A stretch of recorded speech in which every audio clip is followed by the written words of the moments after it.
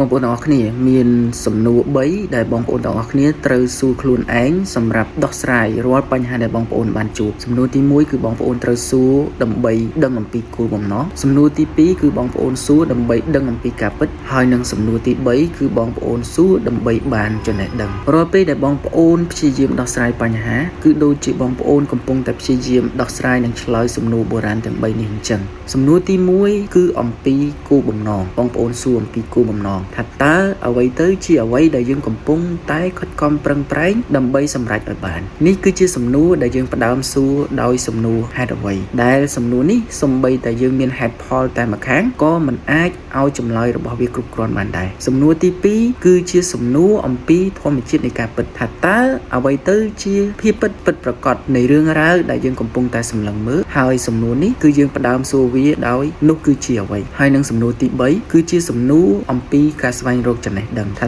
តើធ្វើដូចម្ដេចទើបយើងអាចយល់ដឹងនិងផ្ទៀងផ្ទាត់ពិភពលោកជុំវិញខ្លួនរបស់យើងឲ្យបានត្រឹមត្រូវហើយសំណួរនេះគឺយើងផ្ដើមសួរខ្លួនឯងថាតើធ្វើវាដូចម្ដេចនៅក្នុងជីវិតដ៏មមាញឹករបស់យើងបច្ចុប្បន្ននេះពួកយើងតែងតែធ្វើការងាររំលងខ្នាតយើងធ្វើការងាររំលងហេតុផលយើងធ្វើការងាររំលងការពិតប៉ុន្តែយើងបែរជាផ្លោះទៅរកពាក្យតើធ្វើពុំដោយរបៀបណាទៅវិញប៉ុន្តែបើសិនជាយើងមិនទាន់មានចម្លើយអំពីសំណួរទី1និងសំណួរទី2ថាហេតុអ្វីនិងអ្វីនោះទេនោះចុងក្រោយយើងនឹងត្រូវលង់ទឹកស្លាប់នៅក្នុងសមុទ្រទិន្នន័យដែលយើងទទួលបានដោយមិនច្បាស់លាស់នោះមិនខានឡើយត្រង់ចំណុចនេះគឺខ្ញុំចង់ឲ្យបងប្អូនយល់ថានៅពេលដែលបងប្អូនផ្អាកបន្តិចហើយចំណាយពេលដើម្បីដោះស្រាយនិងឆ្លើយសំណួរទាំង3ស្រទាប់នេះសិននោះវានឹងនាំនូវភាពច្បាស់លាស់យ៉ាងជ្រាលជ្រៅក្នុងការសម្រេចចិត្តរបស់បងប្អូនជាជាមិនខានបងប្អូននឹងផ្លាស់ប្ដូរពីការគិតដែលដោះស្រាយបញ្ហាតាមស្ថានភាពចាក់បណ្ដោយទៅជាការពិនិត្យវិច័យឲ្យតាមបែបហេតុផលនិងមានការគិតគូរច្បាស់លាស់ទៅលើគំនិតផ្ទាល់ខ្លួនរបស់ខ្លួនឯងបន្ថែមទៅវិញ